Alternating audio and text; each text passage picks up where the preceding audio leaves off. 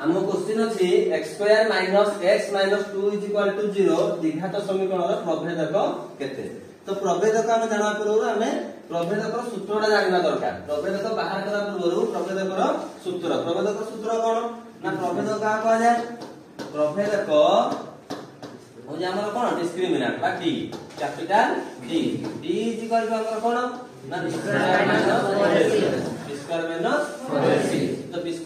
4ac हेले हमें कोन करबा एठी a केते हबो ए इक्वेशन रे हम a केते को 1 b -1 c -2 तो ताले d केते हबो b² 0 स्क्वायर b केते -1 4 into a केते अछि 1 केते अछि 1 c केते अछि -2 ताले केते हबो -1 रो स्क्वायर 1 -4 into 1 into -2 केते हिजो -8 ताले एटा केते हिजो +8 1 + 8 तो ताले d = 9 तो हमरो उत्तर केते बारला d = 9 तो हम लिख देबा केते 9।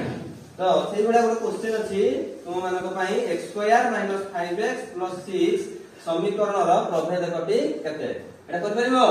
हां एटा करबी जणैबो।